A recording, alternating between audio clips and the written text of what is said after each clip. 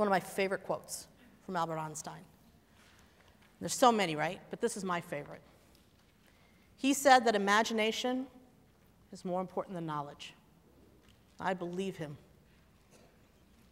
Because I will argue, you've seen my story, it's imagination that got me to where I am today. I imagined. I imagined that all those things that I had to overcome, I could. I envisioned what I wanted. I imagined what it would feel like. And I made sure that I went out and got it. As a matter of fact, I want to share my Christmas card with you. It's my family. This is the thing that is important to me.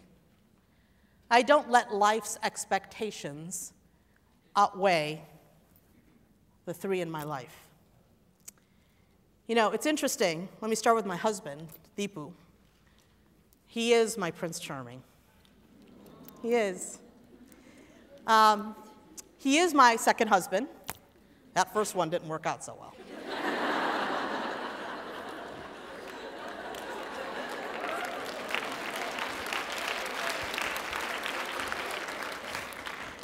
You gotta know when to fold.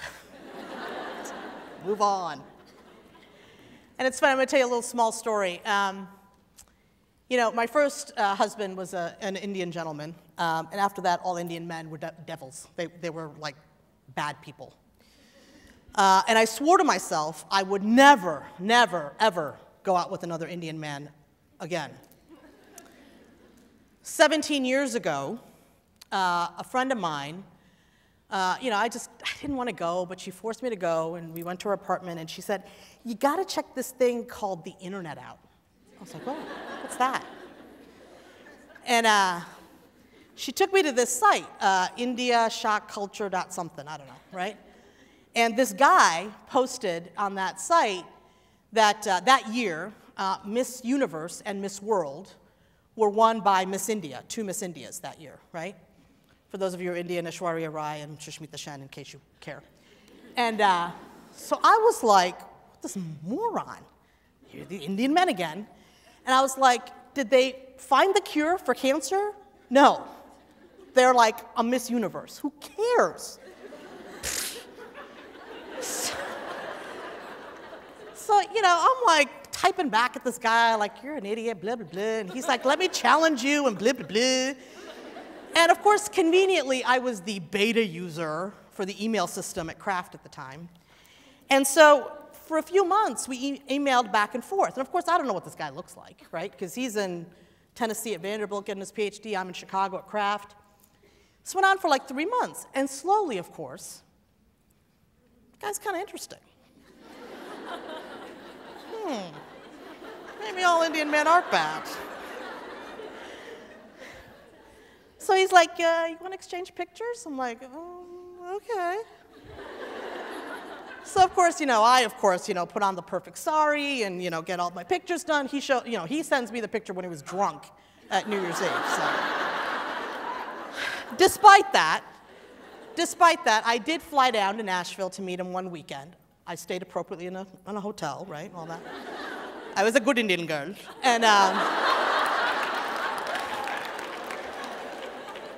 And sure enough, we hit it off that weekend, and 5 days later, he flew to Chicago and proposed.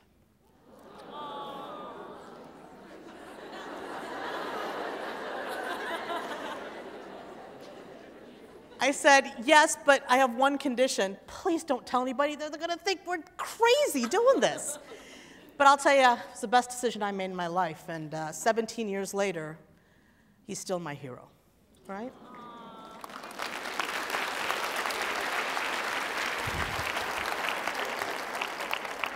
So now let me come to my children. Another short story.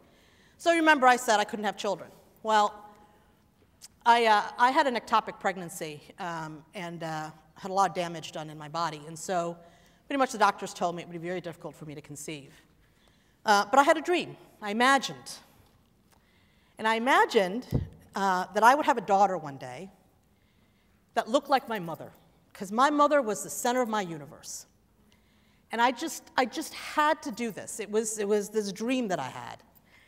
And I fought, went through in vitro 4 years, right? I was still at Kraft.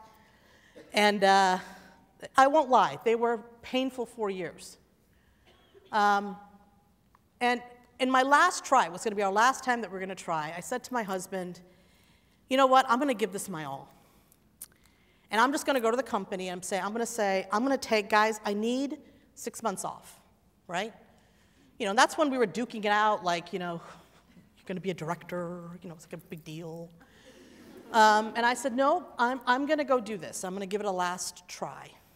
And sure enough, I was pregnant with my twins. They are twins, actually, boy and a girl, my daughter Maya and my son Nishant.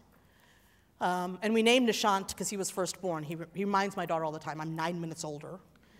And Nishant in our language means that first moment of dawn, because he was the beginning of our dawn, right?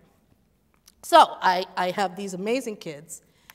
And about 6 years ago, we moved down to Texas, down to Dallas, where I am now. And right after our first Crash Super Bowl program, like 2 weeks later, my daughter, who, by the way, is a spitting image of my mother, spitting image, and she says to me all the time, I know you don't have a mommy, so why don't you call me mommy, right? She also disciplines me, just so you know. So, but about 2 weeks after Crash Super Bowl, my first Crash Super Bowl, she was diagnosed with leukemia. And I will tell you, it was like the earth opened up, and I was like, darn. Not exactly what I said, but you get the sentiment. And again, I wasn't going to give up. Imagination. I prepared myself for the worst, but we were not going to give up. And good news is, you know, she's been through chemo. She's in remission, doing great, a diva that she is.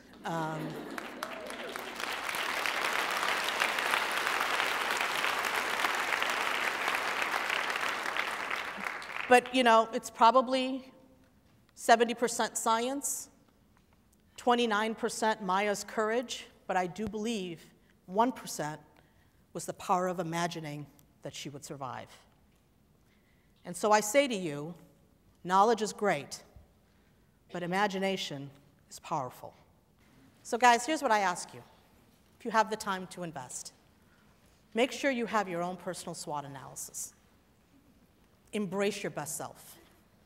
Feel comfortable with what is not your strength. Compensate for it. But put your energies in what makes you phenomenal, right? Make sure you understand your elevator story. Who are you? What motivates you? What inspires you? And what impact do you want to make? Do you have that elevator story? Define your legacy. Not just for your full life, but what you're doing now. As a wife, as a sister, as a daughter, as a mom, doesn't matter. What's your legacy? Be curious. The world around you has so many things to offer you. Be an active listener and a master observer. Imagine the future. Imagine. Just don't envision it, imagine it. Define what those possibilities could be. Don't let anyone tell you it can't happen. People told me, and I didn't listen. You don't have to listen either. This is your life.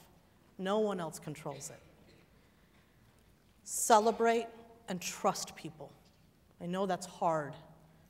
People sometimes hurt. That's because they're human beings.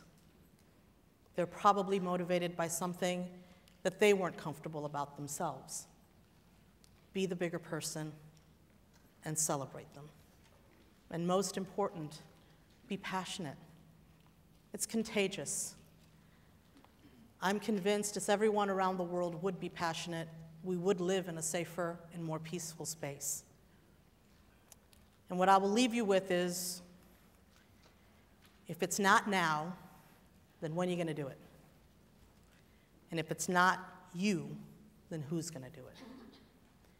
So my request to all of you is unleash your passion and absolutely influence the world around you by unleashing what makes you phenomenal. Thank you very much.